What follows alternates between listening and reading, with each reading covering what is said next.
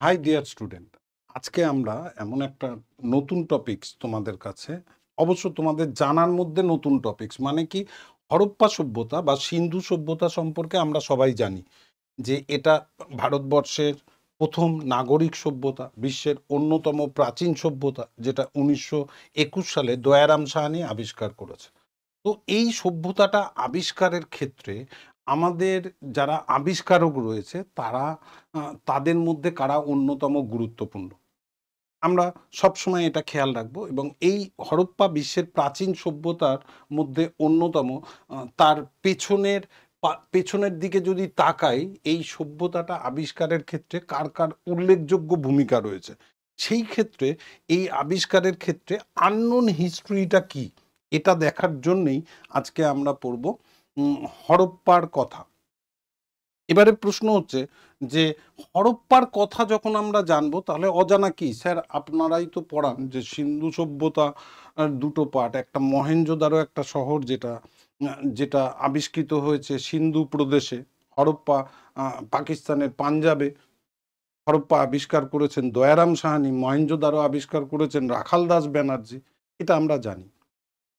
এবারে উপনিবেশিক শাসন ব্যবস্থায়, আমাদের উপনিবেশিক পরিকাঠামোয় সিন্ধু সভ্যতা আবিষ্কারের ক্ষেত্রে ব্রিটিশার্সদের কি কোনো ভূমিকা ছিল?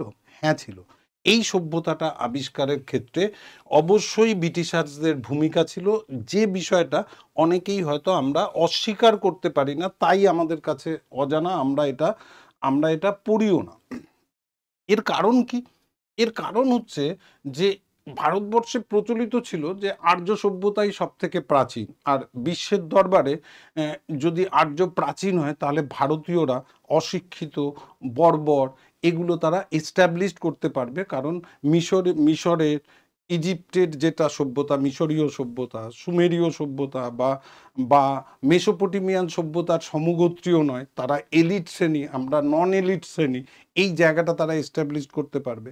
তো তো বাস্তবিক অর্থে এই হরপ্পা সভ্যতার আবিষ্কারের ক্ষেত্রে ব্রিটিশার্স যারা রয়েছে তাদের কি ভূমিকা, এইটা আমরা ভালো করে খেয়াল রাখবো। তাই আমাদের কাছে যে কৌতূহল রয়েছে, সেই কৌতূহলে আমি কখনোই বলবো না দয়ারাম সাহানির ভূমিকা নেই, রাখালদাস ব্যানার্জির ভূমিকা নেই। তাহা নয়তো এটা জানতেই পারতাম না যে এটা আর্য পূর্ববর্তী এবং এবং অবশ্যই বিশ্বের অন্যতম শ্রেষ্ঠ সভ্যতার সমসাময়িক, এবং তাদের থেকেও শ্রেষ্ঠ ছিল আমাদের সিন্ধু সভ্যতা তথা হরপ্পা সভ্যতা। এই জায়গাগুলো আমাদের কাছে খেয়াল রাখতে হবে। তো প্রথমেই আমরা যদি দেখি তাহলে আমরা যে ছবিটা দেখতে পাচ্ছি সেটা হচ্ছে আলেকজান্ডার দ্য গ্রেট, যিনি 326 খ্রিস্টপূর্বাব্দে ভারত আক্রমণ করেছে। তার সঙ্গে হরপ্পা সভ্যতার কি সম্পর্ক? একটা ইনডাইরেক্টলি সম্পর্ক আলেকজান্ডারের সঙ্গেও আছে। কারণ কি? কারণ এই সভ্যতার, হরপ্পার চিহ্নিতকারী প্রথম ব্যক্তি ছিলেন চার্লস ম্যাসন।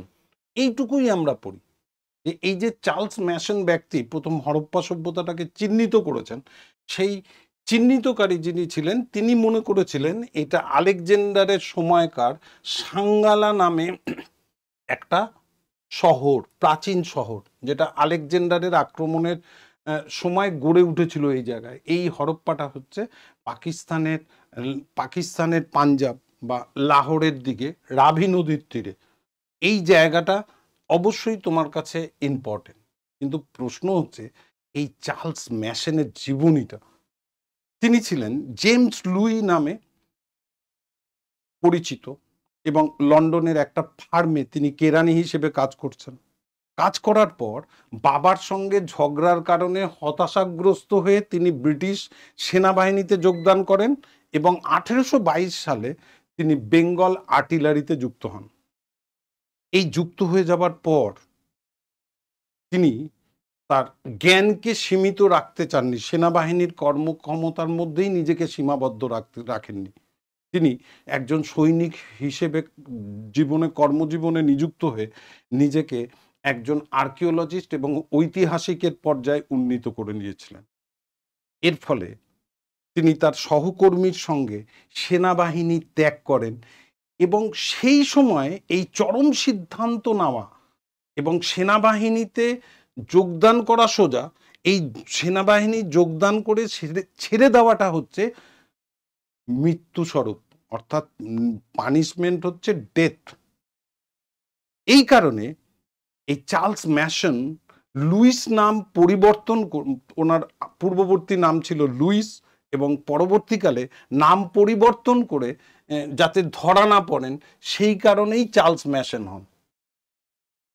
এই জন্যে এই সভ্যতাটা আমরা জানতে পারছি। কিন্তু তিনি এই জায়গাটা কি সঠিক আইডেন্টিফাই করতে পেরেছিলেন? অ্যান্সার হচ্ছে না।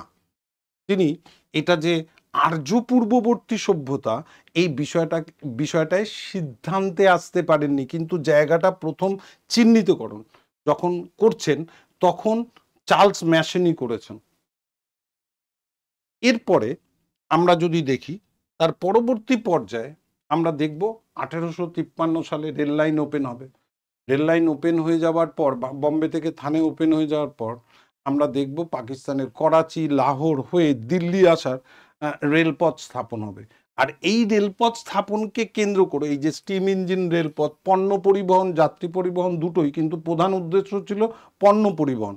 এই পণ্য পরিবহনের জন্য রেল লাইনের পথ নির্মাণকে কেন্দ্র করেই আমাদের হরপ্পা সভ্যতাটা আবিষ্কার হয়, বিশেষ করে হরপ্পা, যেটা পাঞ্জাবে অবস্থিত। পাঞ্জাবের মন্টগোমারি জেলায় যেটা অবস্থিত, সেই পাঞ্জাবটা আবিষ্কার হওয়ার ক্ষেত্রে আলেকজান্ডার ক্যানিংহামের একটা গুরুত্বপূর্ণ ভূমিকা রয়েছে।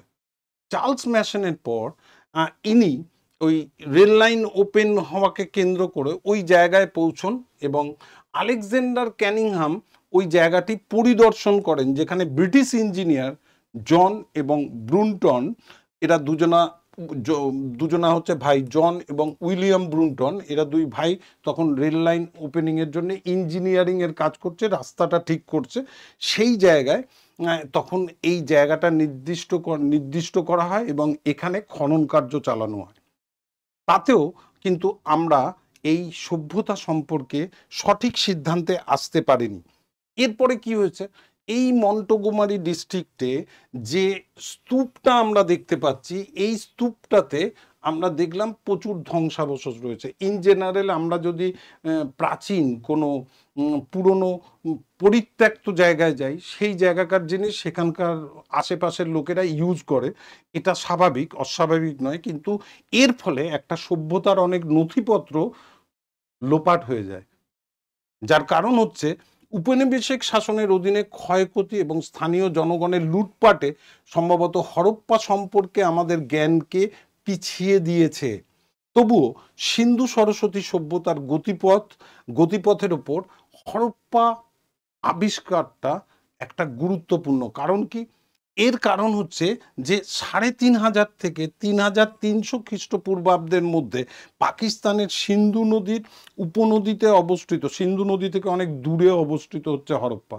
সিন্ধু নদীর উপনদী রাভি নদীর তীরে এই হরপ্পা আবিষ্কৃত এবং এখানে এই যে সিন্ধু এবং রাভি দুটো নদীর বিধৌত অঞ্চল, মানে দোয়াব বলতে পারো, যেখানে চাষবাস খুব ভালো হবে, সেই কারণে এখানে একটা উল্লেখযোগ্য জনবসতি এই প্রাচীনকালে গড়ে উঠেছিল।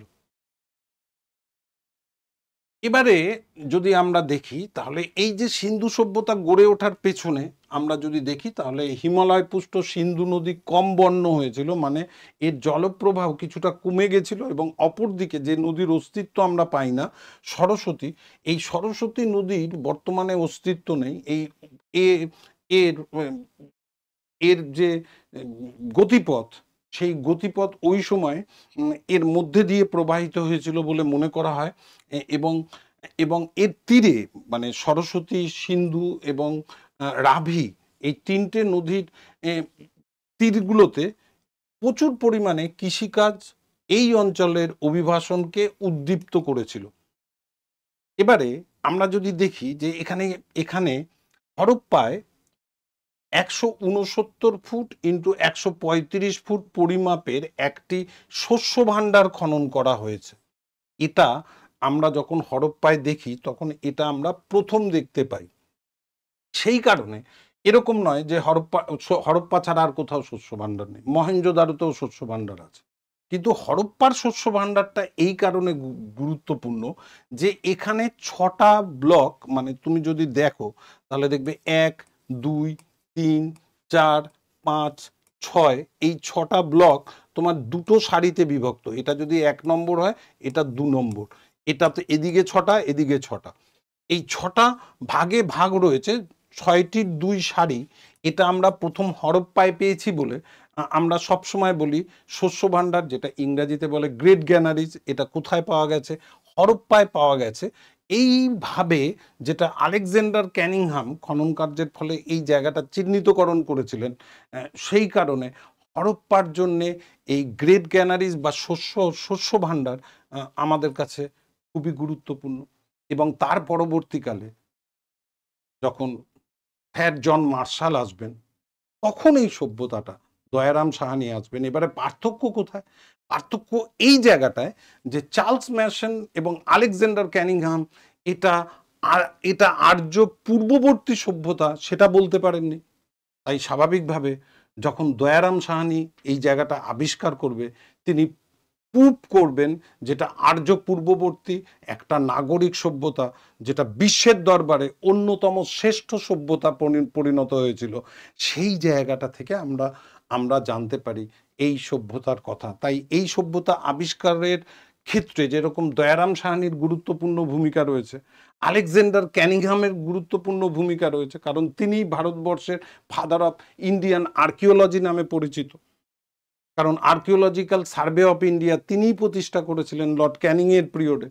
এবং এর ফলে আমরা বিশ্বের দরবারে যে শ্রেষ্ঠ আসন ভারত নিয়েছিল সেইটাও প্রুভ হয়েছে। এই জন্যে এই সভ্যতার সম্পর্কে এই জ্ঞান আমাদের আমাদের সংস্কৃতিকে, আমাদের কালচারকে পরিপুষ্ট করে। এখানেও কিন্তু আমরা যদি দেখি যে এখানকার সংস্কৃতি যদি বলো, তাহলে দেখবে এখানকার সংস্কৃতিও মিশ্র সংস্কৃতি, প্রোটো অ্যাস্ট্রোলয়েড, অ্যালপিনয়েড, মেডিটেরিয়ান এবং মঙ্গোলয়েড, সমস্ত মিলিতভাবে এই সভ্যতায় বসবাস করত। তাই বৈচিত্র্যের মধ্যে ঐক্য শুধুমাত্র আজকে নয়, অতি প্রাচীন যুগ থেকে ভারতের মধ্যে বপন করা হয়েছে, এবং সেই বপন করা বীজ আজ আজ বিরাট আকার ধারণ করেছে। Thank you very much. তোমরা প্রত্যেকে ভালো থেকো, পড়াশোনা করো, এবং আপকামিং যে ভিডিওগুলো আসবে সেই ভিডিওগুলো ভালো করে দেখো। Thank you very much.